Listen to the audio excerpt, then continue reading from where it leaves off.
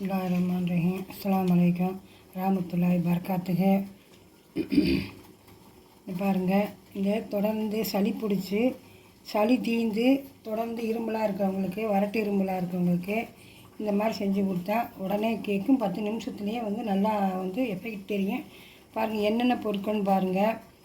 மிளகு, ஒரே ஒரு பட்டை துண்டு 2 சின்னது, ஓமம், இஞ்சி, பனங்கற்கண்டு, ஏலக்காய் தூள், இது பாதாம் பவுட்ரு இது போட்டு இப்போ கொதிக்க வச்சு அதை எப்படி வடிகட்டுறதுன்னு பார்க்கலாம். வாங்க வீடியோக்குள்ளே போகலாம்.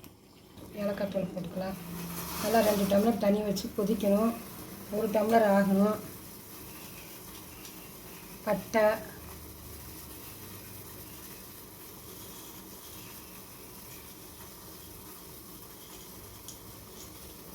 மிளகு,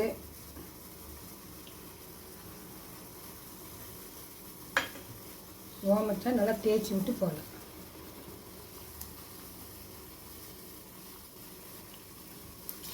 பாதாம் பவுட்ரு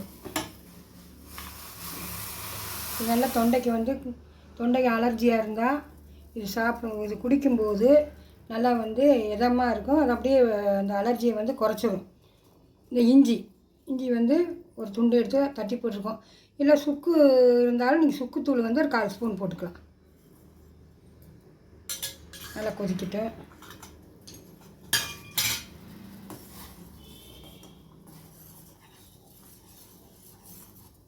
நல்லா கொதிக்கட்டும். நல்லா பொங்கி கொதிக்கிது பாருங்கள். அது கிண்டி விடணும்மா. ஏன்னா இப்போ நக்ஸ் போட்டிருக்கறனால இன்னும் வேணும்னா நீங்கள் எந்த நக்ஸ் வேணாலும் போட்டுக்கலாம், நிறையா போட்டுக்கலாம் வேணுண்டாலும். ஆனால் இப்படி போட்டால் கரெக்டாக இருக்கும். தொண்டை புண்ணுக்கு, தொண்டையோடைய வீக்கத்துக்கு, அலர்ஜிக்கு இது நல்லா கேட்கும். அது மாதிரி போட்டு சாப்பிடுங்க.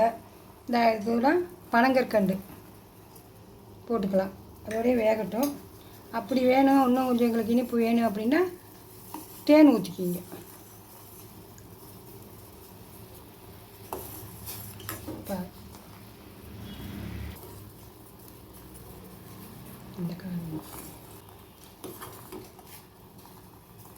இந்த பாருங்கள், 1 டம்ளர் ஆயிடுச்சு. 2 டம்ளர் ஊற்றணும் தண்ணி.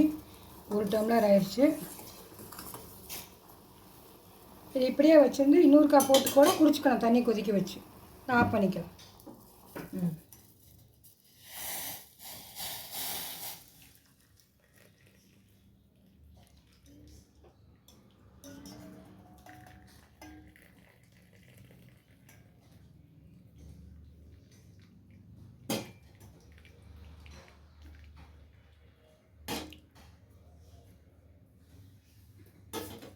தேன் ஊற்றிக்கலாம். 1 டம்ளருக்கு மட்டும் தண்ணி ஊற்றிக்கலாம். பாருங்கள், கனி தேவையானவங்க தேன் ஊற்றி சாப்பிடுங்க. கனி இல்லை அப்படின்னா நீங்கள் அப்படியே சாப்பிட்டுக்குங்க. இதை பாருங்கள், இது ரொம்ப நல்லா இருக்கும். உங்களுக்கு தொண்டைக்கு ரொம்ப இதமாக இருக்கும். இப்போ கிளைமேட் சரியில்லை, மழையும் பனியுமாக இருக்குது, தூறல் அடிக்குது. அதுக்காக நிறையா பேருக்கு சளி, காய்ச்சல், இருமல் வரும். அதுக்கு இந்த கஷாயம் ரொம்ப நல்லது. இதே மாதிரி செஞ்சு குடிங்க.